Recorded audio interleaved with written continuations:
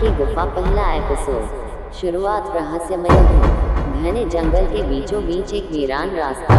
आधी रात का सन्नाटा, हल्की हल्की हवा चल रही थी जिससे सूखे पत्तों की सरसराहट माहौल को और भयानक बना रही थी। चांदनी रात होने के बावजूद जंगल के अंदर गहरा अंधकार पसरा था। कैमरा धीरे धीरे जूम करता है। एक युवक तेजी से भाग रहा है। उसकी सांसें फूल रही हैं, चेहरा डर से सफेद पड़ चुका है। पीछे से अजीब सी फुसफुसाहटें और मंत्रों की आवाजें आ रही हैं। कौन है वहाँ? वह घबरा कर पीछे मुड़कर देखता है, लेकिन कुछ नहीं दिखता। अचानक उसके सामने एक बड़ी गुफा आ जाती है। गुफा के बाहर कुछ अजीबोगरीब प्रतीक बने हुए हैं, सिंदूर से सने हुए, जैसे किसी अनजानी शक्ति की चेतावनी दे रहे हैं। युवक कांपते हुए पीछे हटने लगता है, लेकिन तभी तुम यहाँ तक आ ही गए हो, अब वापस जाने का कोई रास्ता नहीं। एक भारी गूंजती हुई आवाज गुफा के अंदर से आती है। युवक की आंखें फटी रह जाती हैं और फिर जोर से चीखने की आवाज आती है।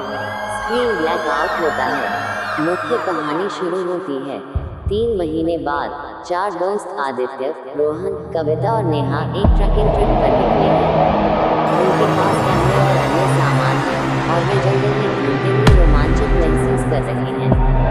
आदित्य, यार सुना है इस जंगल में एक रहस्यमय गुफा है जहाँ जाने वाला कभी वापस नहीं आता। नेहा हंसते हुए, अरे छोड़ो, ऐसी कहानियाँ सिर्फ डराने के लिए बनाई जाती हैं। रोहन, लेकिन इस बारे में इंटरनेट पर भी कई लेख हैं।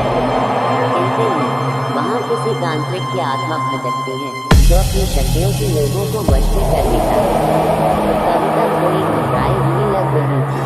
कविता, मुझे नहीं लगता कि ये वहाँ जाना चाहिए। ये सब सिर्फ कहानियाँ नहीं होती, कुछ सच्चाइयाँ भी हो सकती हैं। लेकिन आदित्य, जो हमेशा एडवेंचर के लिए तैयार रहता था, जोश में आकर गुफा को खोजने की जिद कर बैठा। गुफा की ओर बढ़ना डरावना माहौल। चारों दोस्त जंगल के अंदर गहराई में जाते हैं। जैसे जैसे वे आगे बढ़ते हैं, माहौल अजीब होता जाता है। पक्षियों की आवाजें बंद हो जाती हैं, हवा भारी लगने लगती है और चारों को एक अनजाना डर महसूस होने लगता है। कुछ दूर चलने के बाद उन्हें वही गुफा दिखाई देती है जिसके बारे में उन्होंने सुना था।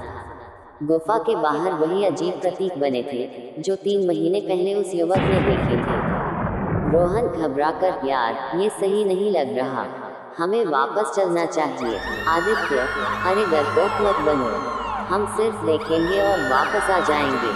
वह आगे बढ़ता है और गुफा के अंदर कैमरा घुसाता है। कैमरे की स्क्रीन पर एक पल के लिए कुछ हलचल दिखाई देती है, जैसे कोई परछाई तेजी से हिली हो।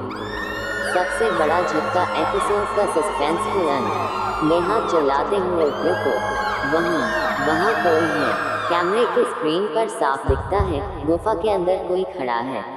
परछाई धीरे धीरे स्पष्ट होती है और वो था 3 महीने पहले लापता हुआ युवक। लेकिन उसका चेहरा अजीब था, आंखें पूरी काली, चेहरा पूरी तरह सफेद और होठों से हल्की हंसी, जैसे किसी और शक्ति ने उसे अपने कब्जे में ले लिया हो।